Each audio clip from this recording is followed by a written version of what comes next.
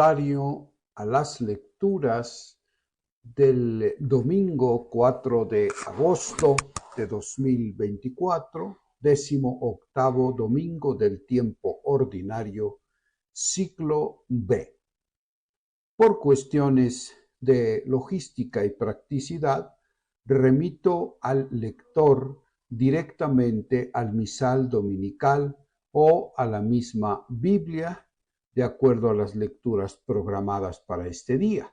Éxodo 16, 2 a 4 y 12 a 15, Salmo 77, Efesios 4, 17 y 20 a 24 y Juan 6, 24 a 35. La adecuada interpretación de los signos de Dios.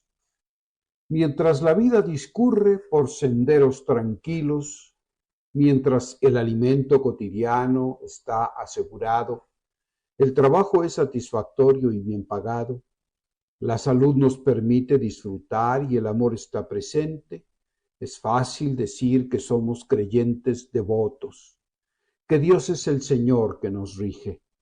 Nos sobran motivos para agradecerle todas sus bendiciones. Pero ¿qué sucede cuando las ollas de carne, las cebollas y los melones no abundan? Cuando los rigores del desierto, que en la Escritura simboliza la vida concreta del hombre, la historia misma, se hacen sentir con toda su fuerza, normalmente, salvo honrosas excepciones, la fe flaquea. Ante la ausencia de evidencias que nos demuestren fehacientemente la presencia providente de Dios, empezamos a añorar las seguridades que nuestros Egiptos nos proporcionaban. Es precisamente esta situación la que es ilustrada en la primera lectura del libro del Éxodo. Los israelitas han sido liberados por Dios con signos poderosos.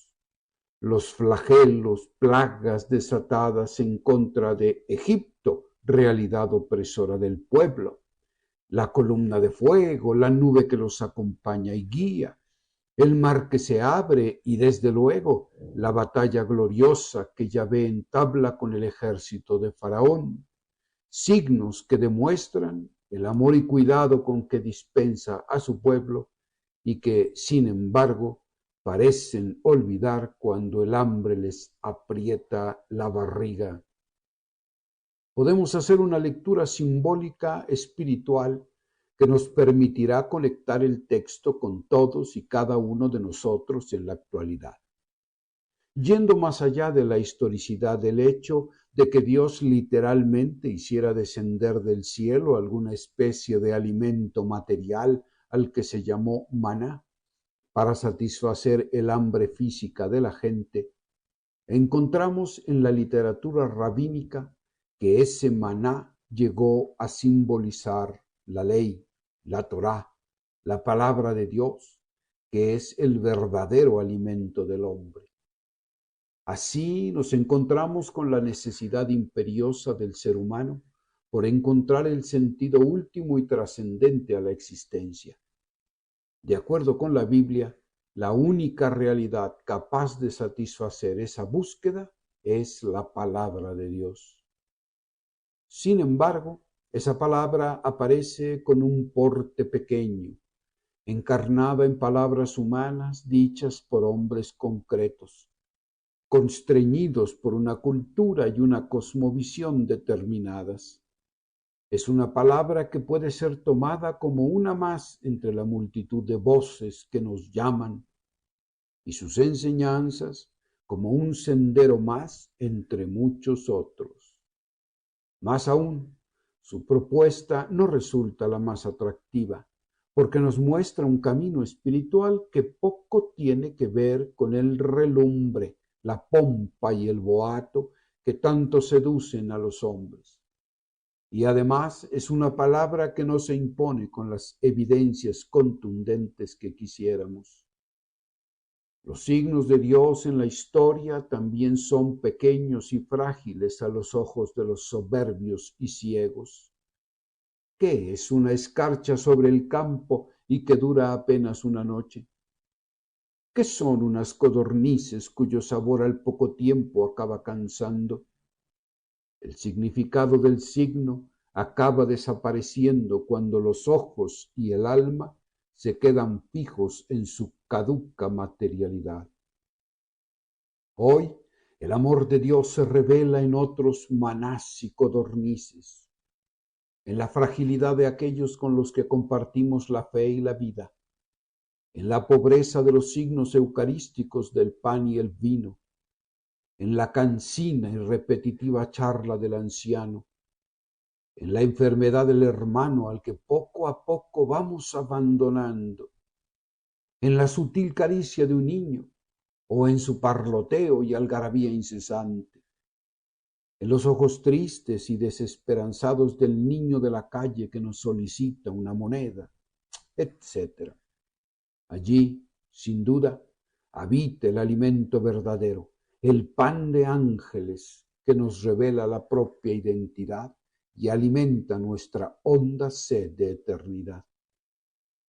La carta a los Efesios nos revela precisamente que el maná, pan, y las codornices, carne, son símbolo y tipo del antitipo mesiánico que es Cristo. Tres verbos definen la auténtica vida cristiana: conocer, escuchar y aprender.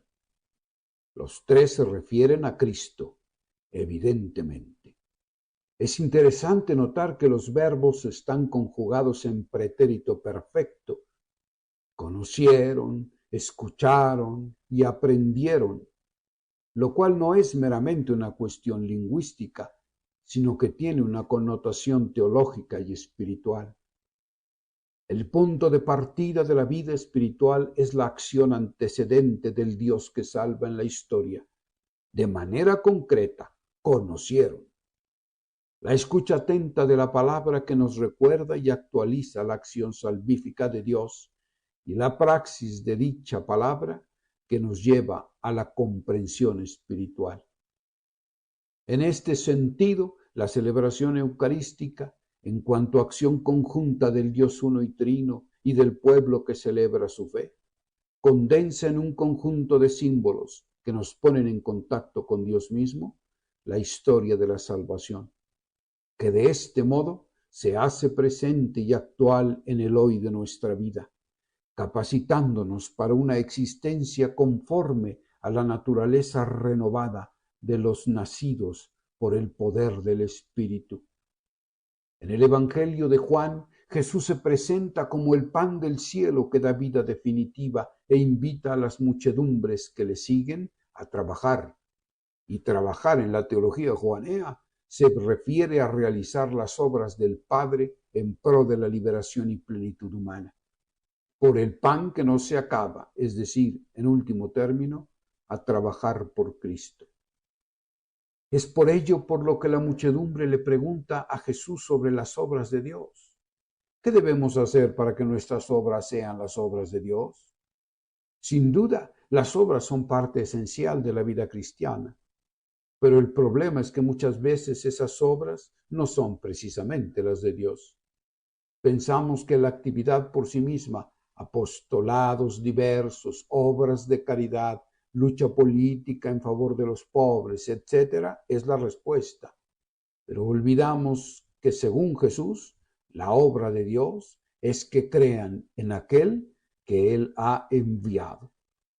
No se trata, evidentemente, de una fe intimista, descomprometida con la transformación social, sino de una fe activa que lleve a los hombres al encuentro con Cristo.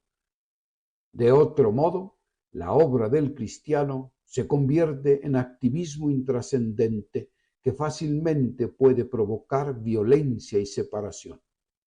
Es por ello por lo que no bastan las iniciativas sociales, económicas o políticas que pudieran solucionar el hambre material de las multitudes, sino que es necesario entregarse en el alimento partido y repartido, y así mostrar al Jesús que se entregó hasta el extremo de la cruz y que continúa dándose a la humanidad en el pan eucarístico y en el gesto de entrega de su Iglesia. Solamente este tipo de fe nos permitirá interpretar adecuadamente los signos de Dios que permanentemente surgen ante nuestros ojos.